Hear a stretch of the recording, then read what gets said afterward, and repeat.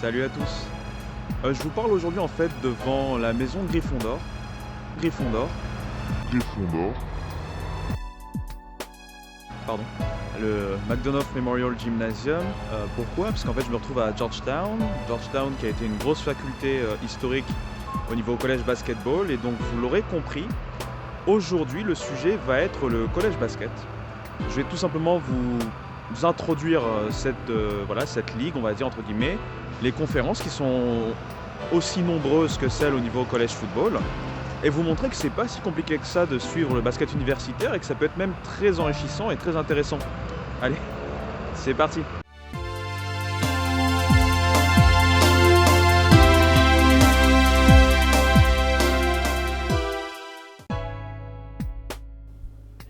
Ok, donc comme je l'ai dit lors de la vidéo collège football, la NCAA régit en fait l'ensemble des activités athlétiques universitaires et elle se compose en 3 divisions. Donc pour le basket c'est la même chose, 3 divisions.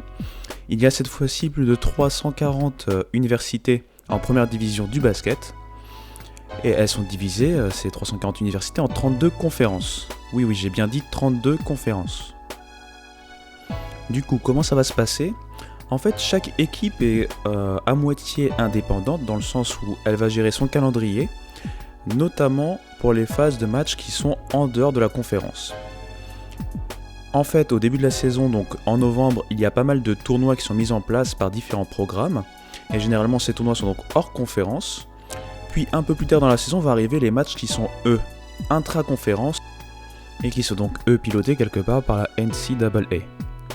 Donc dans les matchs de conférence, ça va être des matchs de championnat comme on l'a vu pour le college football.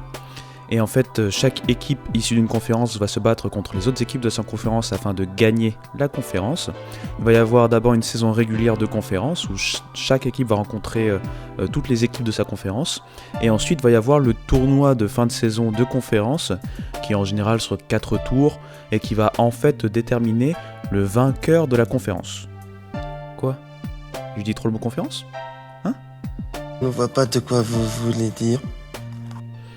Gagner sa conférence est primordial. Et pourquoi ça ? Puisque à la fin de la saison universitaire vient le fameux tournoi national terminal de la saison, qu'on appelle également la March Madness. Je vais y revenir un tout petit peu après, plus en détail.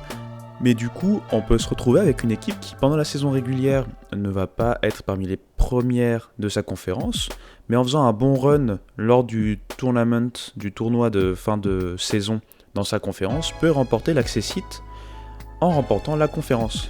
Donc, parmi ces conférences, il va y avoir encore une hiérarchie entre les différentes conférences. On va avoir une sorte de Power 6 Conferences, donc les meilleures conférences, les 6 meilleures conférences nationales. Il y a la Big East qui se greffe en fait aux 5 qu'on a déjà vu au niveau college football. Donc la SEC, la ACC, la Big 12, la Big 10 et enfin, j'en oublie une, la Pac-12, pardon. À côté de ça, je vous avais parlé en fait d'un comité qui sélectionne et qui donne un rang aux équipes universitaires. Donc on parlait d'AP pour le college football. Il y a le même principe au niveau du college basket. Et ce classement est très important puisque il va permettre d'élire les 36 équipes qui vont être associées aux 32 vainqueurs de conférence afin de faire le tournoi final, donc la fameuse March Madness. Et donc déjà quelque chose qui doit en tout cas vous donner envie de suivre le college basket, c'est cette partie-là, la March Madness, c'est en fait le vrai show, c'est ce que tout le monde attend ici.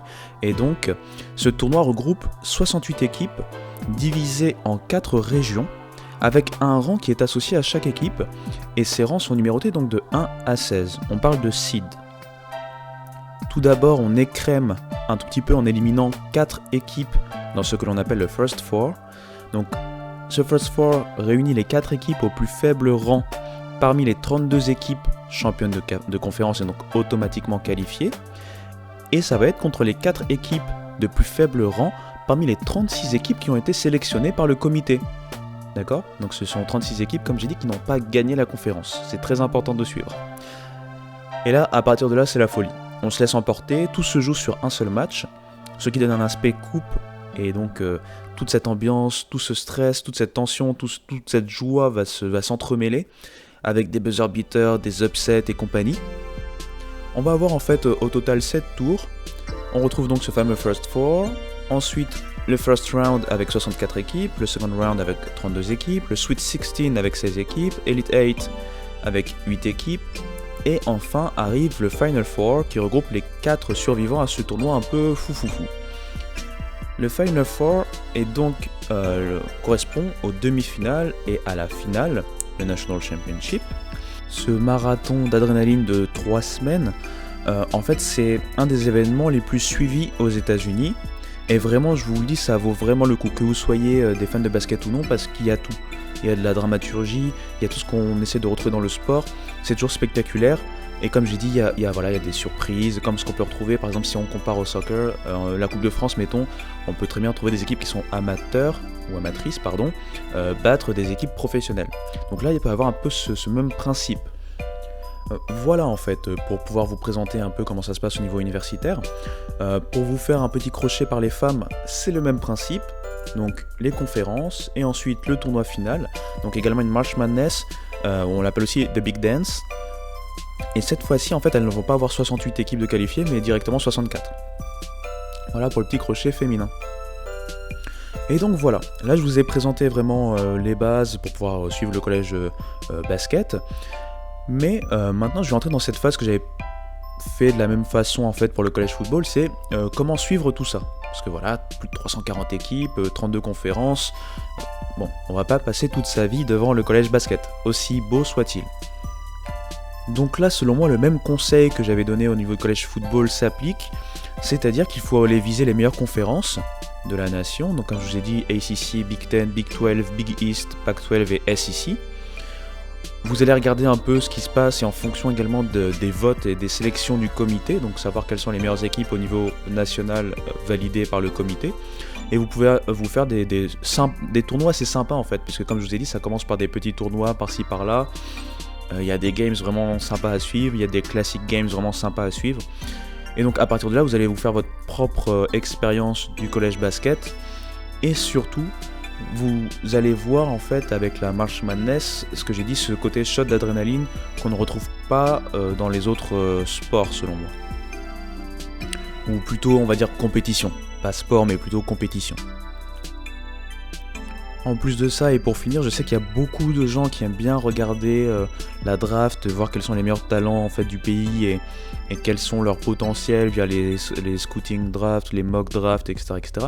Donc via la NCAA et via le collège basket, déjà ils peuvent se faire une idée sur plusieurs matchs des futurs potentiels draftés. Donc c'est toujours intéressant à voir. Donc voilà, petite conclusion.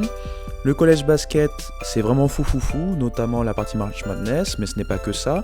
Il y a beaucoup d'équipes, beaucoup de conférences, mais c'est facile à suivre quand on se focalise sur les conférences les plus fortes. Suivre vraiment tout ça, ça apporte ce que j'ai dit, ce shot d'adrénaline. Et voilà, vous n'êtes pas obligé de me croire, mais donnez juste la chance à quelques matchs, même des matchs de Conference Tournament, comme j'ai dit, pour gagner sa conférence, et ensuite la March Madness, vous allez voir que c'est complètement fou. Je pense que j'ai dit fou au moins 30 fois dans cette vidéo, donc ça veut dire qu'il est temps pour moi de clôturer cette vidéo. N'hésitez pas, pour ceux qui connaissent déjà le collège basket, de rajouter des choses en commentaire, de donner votre avis. Ceux qui ne connaissent pas, vous pouvez également liker, partager, commenter.